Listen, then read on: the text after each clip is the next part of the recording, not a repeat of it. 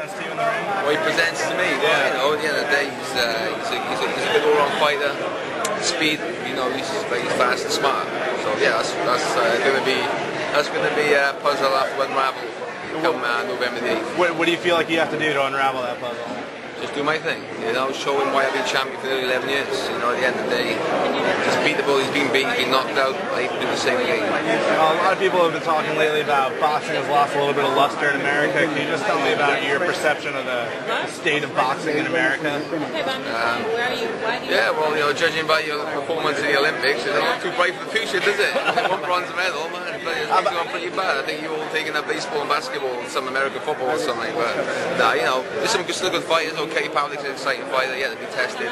We've got some decent fighters over here. But it's like, you know, things have changed. You know, a lot of European fighters, a lot of like Russians, Ukrainians, they're coming through, you know, and the Britons, you know, we're doing pretty good. We've done good at the Olympics, gold medalists and a few other medalists, so we're doing good. Cool, and you mentioned Pavlik there. We're working on a feature about him. Can you just assess him as a fighter in the ring?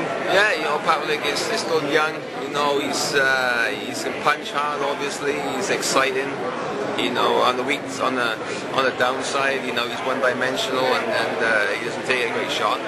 So I think he'd be interested against Hopkins. So wait and see. Do you feel like the hype behind Pavlik is not deserving? I think he's maybe overhyped, but maybe that's just because you haven't got many great fighters in America at the moment. Maybe we need to build the stars. So you know, it's good for him. But at the end of the day, he's a bit thingy that, you know, like I said, at the end of the day, you know, you ain't got many stars. Trying to build him up for somebody who just had a couple of good wins. There's some talk leading up to this fight of possibly being with Pavlik instead of Roy Jones. How come that didn't work out? Yeah, well, you know, at the end of the day, you know, one thing happened, Pavlik was offered to fight me after the Lacey fight. He declined. When he beat Jermaine Taylor, we offered to fight him. He declined the game. So it's strange how, it's funny how you suddenly, you signed to fight somebody and all of a sudden they call you out, you know? And they try to make a name on their back. So it's a load of rubbish if you call me out all these years. And twice we tried to make the fight. And personally, I honestly think that Pavlik's fight would be easier fight than Jones, you know, because styles make fights. He's one-dimensional, comes in straight lines. I love that. He's a smaller guy. You know, Roy Jones is going to be tricky. Although he's older, he's still smart. He's tricky. I struggle with Hopkins, so I have to make sure I 100% focus for this fight. How do you think Kelly's going to do against Hopkins? He should win the fight, you know. But saying that, you know, you can't write out Hopkins. Because, you know, like I said, Pavlik's one-dimensional. He comes in straight lines, and he's smart. Hopkins is a smart guy. He's a lot smarter than I give him credit for, you know. He don't throw that many punches, but he can hit, and he's smart. So if he hasn't aged that much, because don't forget, I fought him 6 months ago, and 6 months when you're 43 could be a long time. But if he's in the same form, I think he has a chance.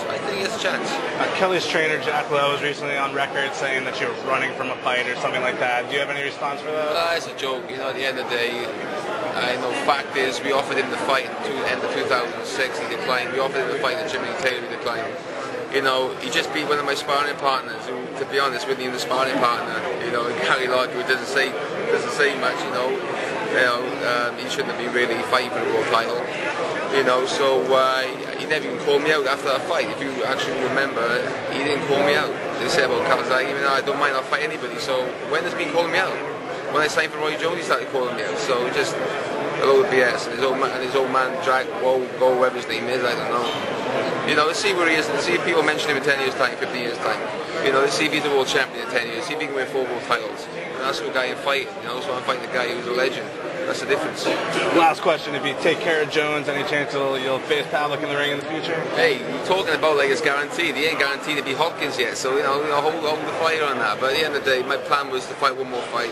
And the fight I'm more excited about was the fight, you know, Roy Jones Jr. You know, I did say that this would be my last fight. It will most probably be my last fight, but hey, you never say never. You know, wait and see. All I'm caring about is Roy Jones. I'm not really thinking about Pavlik. I'm just thinking about making sure I'm in great shape.